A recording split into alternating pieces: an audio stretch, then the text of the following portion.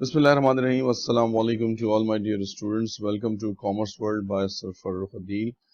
Statistics की second year की हमारी लेक्चर सीरीज कंटिन्यू है और इसमें हम लोग जो है वो चैप्टर 4 जो है जो हमारी शाहिद जमाल की बुक है उसको जो है वो हम 1 बाय 1 करके जो है वो कंप्लीट करें।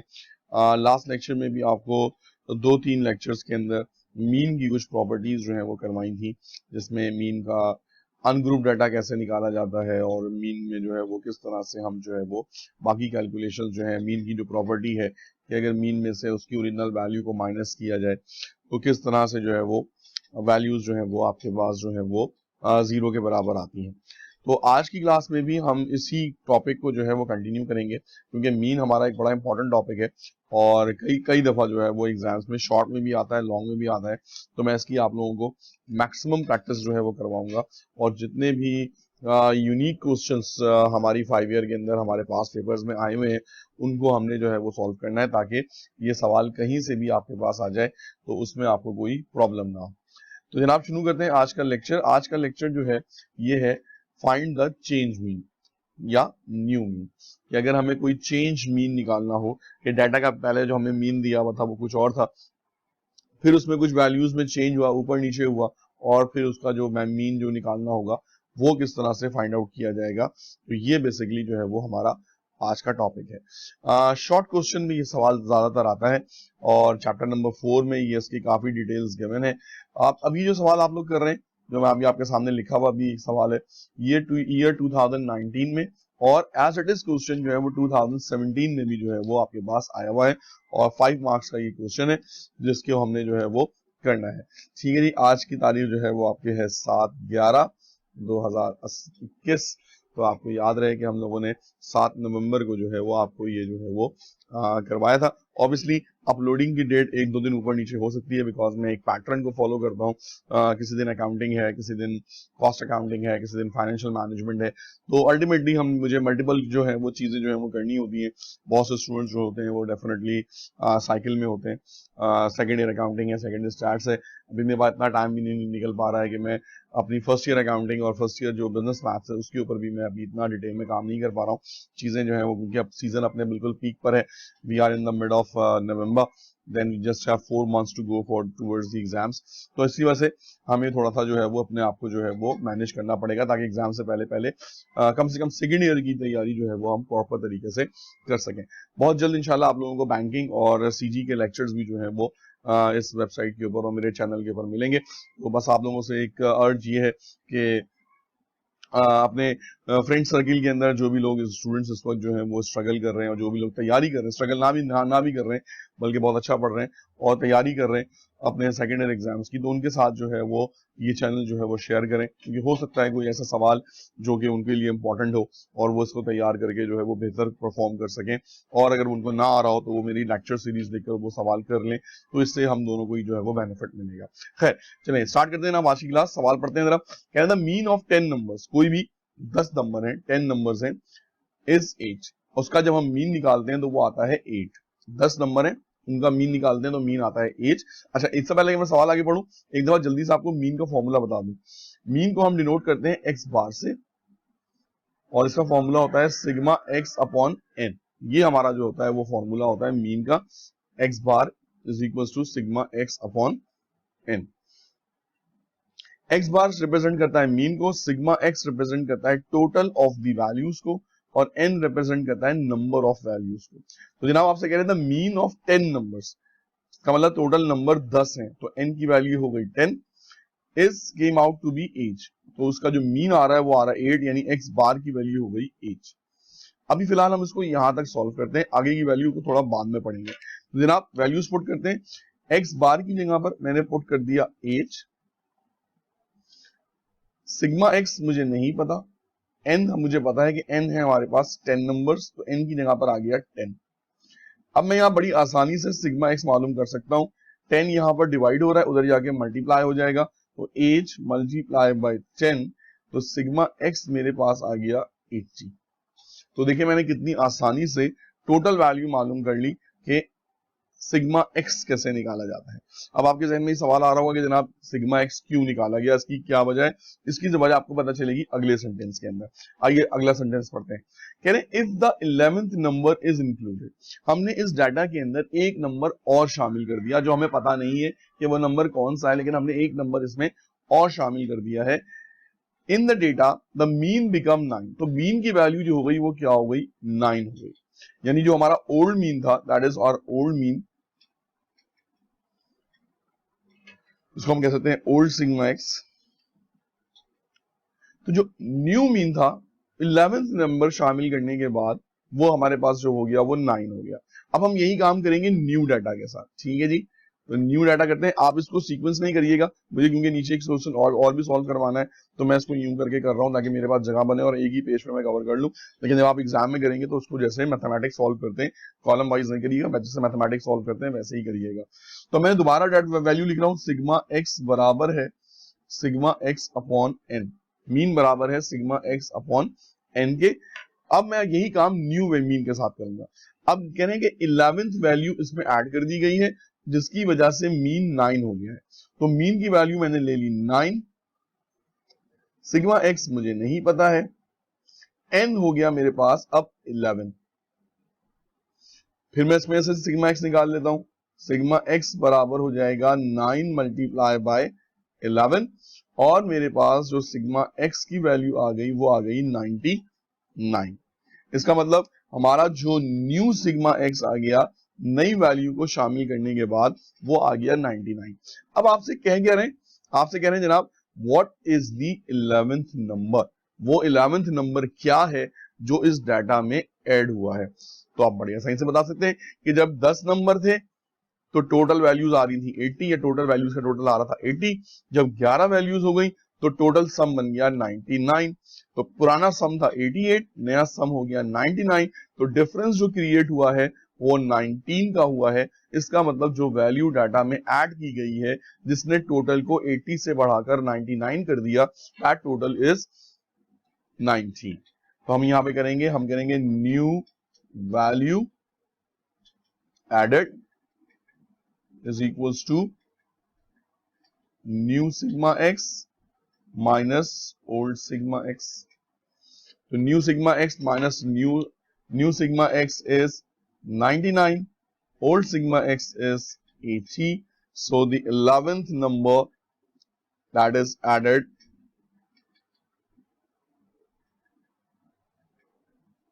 is equals to 19. तो ये हमारा जो है वो आंसर हो गया, और हमने अपना 11th नंबर जो था वो हमने बड़ी आसानी से जो है वो फाइंड आउट कर लिया। अगर आपको प्रूफ करना हो कि जनाब ये हमने सही किया है नहीं किया है, तो हम इससे मीन का फॉर्मूला लगाते हैं, सिग्मा एक्स अपॉन एन। याद रखिएगा प्रूफ करना क्वेश्चन का हिस्सा नहीं है, लेकिन just for example. New value हमारे पास जो हमने निकाली है दैट इज 99, पुरानी वैल्यूज हमारे पास नंबर ऑफ वैल्यूज हो गई है 11। तो 11 को जब आपने 99 से मल्टीप्लाई किया तो आपका जो मीन आ गया वो 9 आ गया, और यही 9 हमें क्वेश्चन में भी गिवन था कि मीन जो आना चाहिए वो आपके पास 9 आना चाहिए। तो देखें कितनी आसानी से आपने अपना जो आंसर था वो सॉल्व भी कर लिया, और ना सिर्फ सॉल्व कर लिया बल्कि इसको आपने प्रूफ भी कर लिया कि जनाब हमने आंसर बिल्कुल सही किया है। इसी से मिलता जुलता एक सवाल है 2016 रेगुलर का, ठीक है जी। 2016 रेगुलर का एक सवाल है, थोड़ा सा इसको जल्दी जल्दी करते हैं।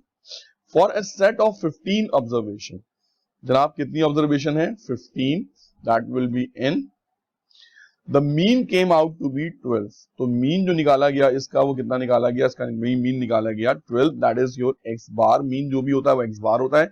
लेटर ऑन चेकिंग, बाद में जब चेकिंग की, इट इज डिस्कवर्ड, तो पता चला that an observation 20 was incorrectly recorded, एक ऑब्जर्वेशन थी 20 जो कि गलती से हमने रिकॉर्ड कर दी, whereas the correct value was 2, जबकि जो करेक्ट वैल्यू थी वो थी 2।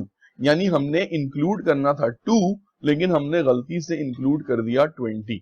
इसका मतलब क्या हुआ जनाब, कैलकुलेट दी करेक्ट मीन। अब इसका मतलब ये जो मीन आ रहा है ये भी गलत आ रहा है, क्योंकि ये जो मीन आ रहा है ये 20 से आ रहा है जबकि हमें मीन चाहिए 2 से। तो अब हमने क्या करना है, हमें इसका एक करेक्ट मीन निकालना है। इसका मतलब 20 को हम डाटा से निकालेंगे और 2 को उसमें जो है वो शामिल करेंगे। तो जनाब पहले हम शामिल करते हैं, हम निकालते हैं जनाब फॉर्मूला। एक्स बार बराबर है सिग्मा एक्स अपॉन एन के। ठीक है जी, पुरानी वैल्यूज को उठाते हैं। एक्स बार हमारे पास पता था 12, सिग्मा एक्स हमको नहीं पता, लेकिन नंबर ऑफ वैल्यूज हमको पता है 15। ये 15 वैल्यूज का जो था वो डाटा था, तो 15 हमने इसमें जो है वो शामिल कर दिया। हम बड़ी आसानी से यहां से अपना सम निकाल सकते हैं। 12 मल्टीप्लाई बाय 15, कैलकुलेटर से कर लेते हैं जल्दी से। 12 multiply by 15, your answer is 180। तो जो सिग्मा एक्स हमने फाइंड आउट कर लिया, दैट इज 180। यानी कि इस पुराने डाटा का जो मेरा टोटल आ रहा है, ये आ रहा है 180। नाउ ये हमें पता है कि ये टोटल गलत है, क्योंकि इसमें एक वैल्यू गलत शामिल है 20, क्योंकि 20 को इसमें हमने गलत शामिल कर दिया है। हमें शामिल करना था 2, तो हमने इसको सही के जो है करना है। तो हम यहां पे लिखेंगे correct sigma x. Now correct sigma x, आप इसको वर्टिकली सॉल्व करेंगे। मेरे पास उनके कैमरे में थोड़ा सा प्रॉब्लम होता है नीचे लिखने में, क्योंकि कैमरा जो है जगह पर इंस्टॉल हुआ है। तो हम कर क्या रहे हैं जनाब, पुराने सिग्मा एक्स में से हमने 20 निकाल लिया और 2 को हमने इसमें शामिल कर लिया, क्योंकि वो 20 इसमें गलत शामिल हुआ था, तो 20 इसमें से माइनस कर दिया और 2 को इसमें से हमने जो है वो निकाल लिया। तो हमारे पास जो करेक्ट सिग्मा एक्स आ गया, that is 180 minus 20 plus 2, answer is 162। अब हमारे पास जो आंसर आया वो आया 162। अब हमने इस करेक्ट सिग्मा एक्स की मदद से करेक्ट मीन निकालना है। तो मैंने एक हेडिंग दे दी, करेक्ट मीन सिग्मा एक्स बराबर है sigma x upon n, x bar बराबर है sigma x upon n, x bar is equals to, अब हमने करेक्ट सिग्मा एक्स निकाल लिया है, दैट इज 162। वैल्यूज पहले भी 15 थी, अब भी 15 है, क्योंकि हमने 20 को निकाला, रिमूव किया और उसकी जगह हमने 2 को जो है वो शामिल कर दिया। तो माइनस 20 किया प्लस 2 किया, तो ऑब्वियसली एक वैल्यू कम हुई, एक वैल्यू बढ़ी। पहले भी वैल्यू 15 थी, अब भी वैल्यू 15 ही है। तो हमने एक्स बार निकालना है, तो आपने क्या किया जनाब, 162 को हमने डिवाइड कर दिया 15 से, आंसर आपके पास आ गया 10.8। तो जो आपका न्यू या करेक्ट मीन आ रहा है, दैट इज 10.8, और आपने इसको जो है वो कितनी आसानी से जो है वो फाइंड आउट कर लिया। इसके कुछ और क्वेश्चंस भी जो हैं वो भी हम आने वाले फ्यूचर लेक्चर्स के अंदर जो है वो मर्ज सीरीज के अंदर करेंगे। फिलहाल इस सीरीज तक इतना ही। जैसे ही ये लेक्चर खत्म होगा फौरन ही इसकी अगली सीरीज जो है वो स्टार्ट हो जाएगी, क्योंकि मैं अलग अलग वीडियोस बना के मर्ज करता हूँ। उससे ये होता है कि थोड़ा सा मुझे टॉपिक वाइज चीजें करने में आसानी रहती है। सो कंटिन्यू रहिएगा।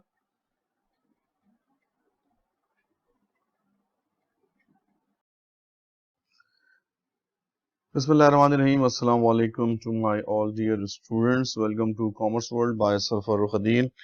स्टैटिस्टिक्स की लेक्चर सीरीज हमारी कंटिन्यू है और इसके अंदर हमने अनग्रुप डाटा के ऊपर अभी हमने फोकस किया हुआ है, और अनग्रुप डाटा में हम मीन की जो डिफरेंट प्रॉपर्टीज हैं उसको जो है वो वन बाय वन करके जो है वो सॉल्व कर रहे हैं। मीन जो है ये चैप्टर नंबर 4 का पार्ट है जो हम शाहिद जमाल की बुक इस्तेमाल करते हैं, और आपको जो मैं क्वेश्चंस करा रहा हूँ ये आपके पास्ट पेपर्स के जितने यूनिक क्वेश्चंस हैं ये सारे के सारे जो है वो मैं आपको करवा रहा हूँ वन बाय वन करके।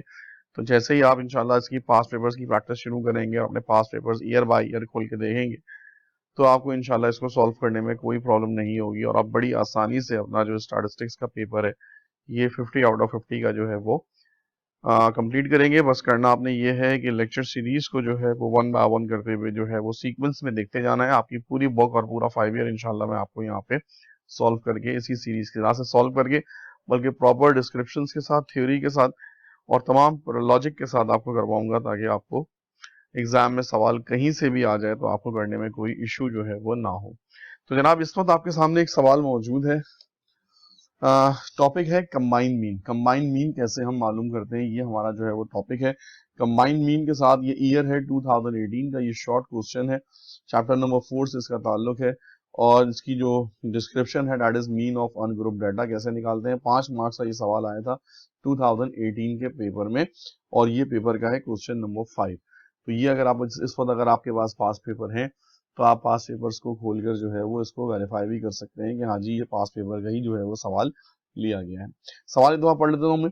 The mean height of 45 students of class is 60 inches. ये जो दो डैश लगे हुए छोटे छोटे से, ये सिंबल होता है इंचेस का।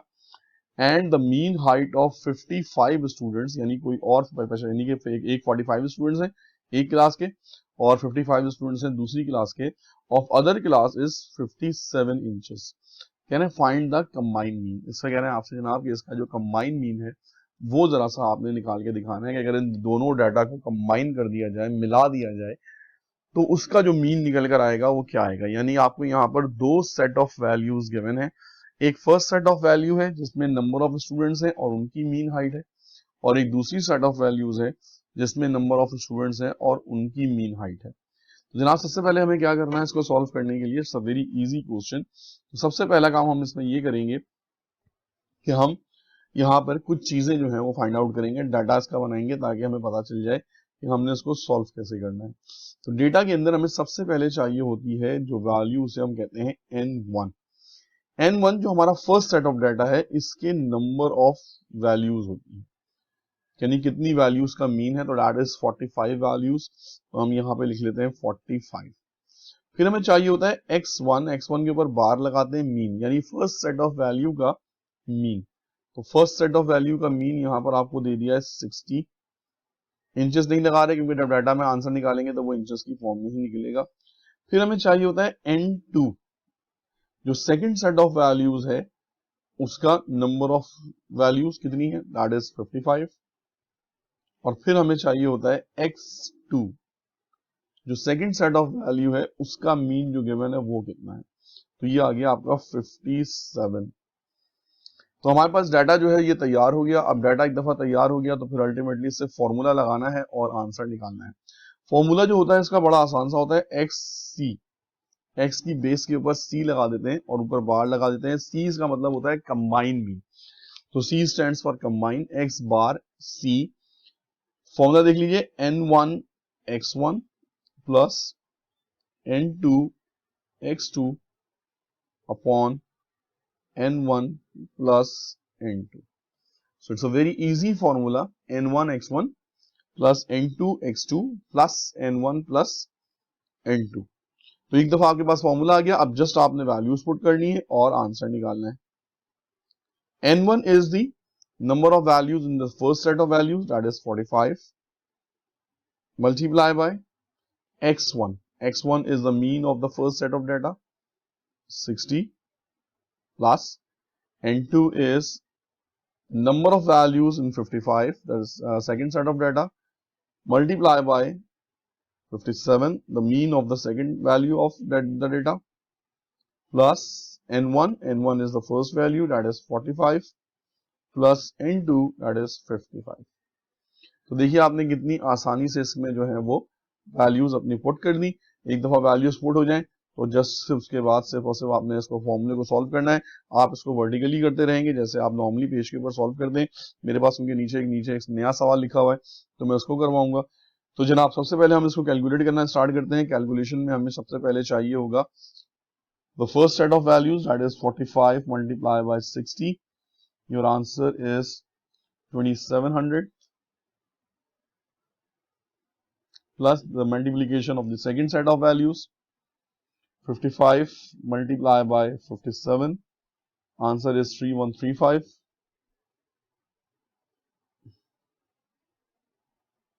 upon the denominator 45 plus 55, answer is 100. Solve again. 2700 plus 3135, your answer is 5835.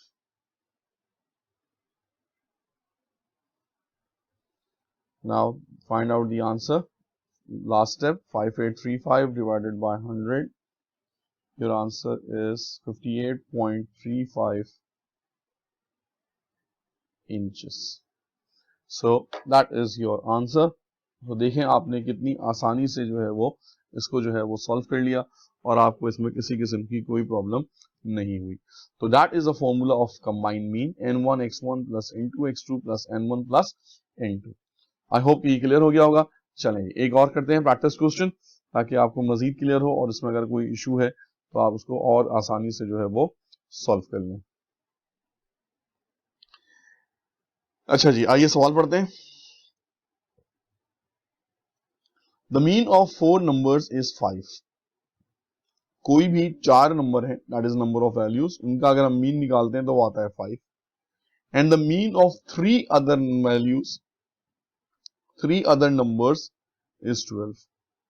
और कोई और 3 नंबर है, कोई और 3 सेट ऑफ वैल्यूज है, उनका हम मीन निकालते हैं तो कहते हैं जी 12 आता है। तो इसका मतलब पहले सेट के 4 नंबर हो गए, दूसरे सेट के 3 नंबर हो गए, टोटल नंबर हो गए 7। कह रहे हैं what is the mean of these 7 numbers. यानी आपसे कह रहे हैं जनाब इनको कंबाइन करके जो 7 नंबर बनते हैं उनका आपने मीन बताना है, यानी कि कंबाइन मीन। जनाब वही है, बिल्कुल सारी चीजें बिल्कुल वैसे इट इज हैं। So let's start. सबसे पहले बनाते हैं हम डेटा। डेटा में हमें चाहिए होगा n1, x1, n2, x2। n1 is 4, x1 is 5, n2 is 3, that is 3 values, and x2 is 12. So data classify हो गया.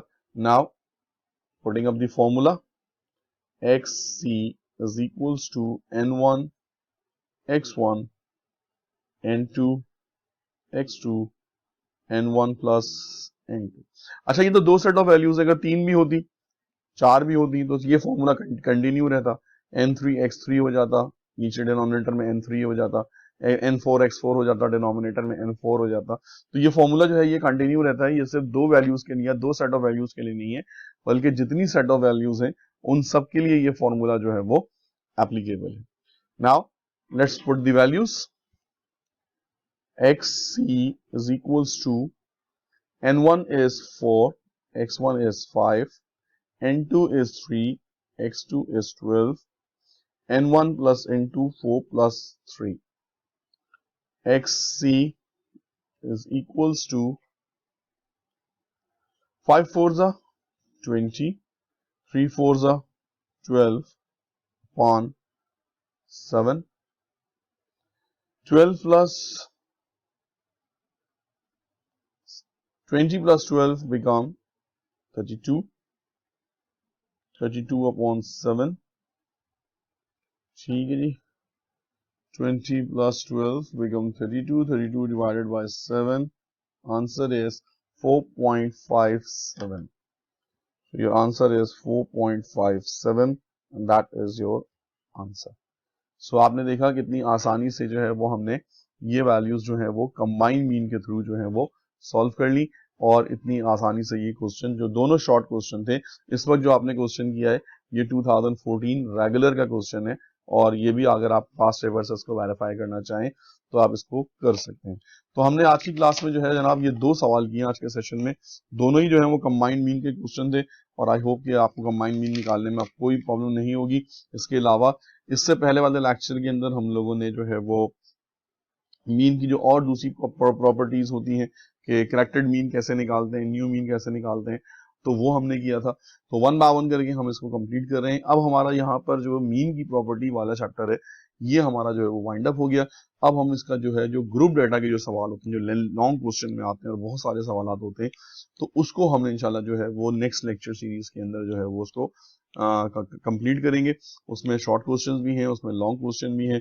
एक इसका एम्पेरिकल फॉर्मूला है, वो जब मैं मीन मीडियन मोड का जो ग्रुप डाटा कराऊंगा उसके साथ साथ जो है वो उसको जो है वो हम लोग करेंगे। तो that is all for today's class. Let's have practice of these topics again and again, ताकि आपको ये टॉपिक जो है वो बेहतरीन तरीके से कवर हो जाए।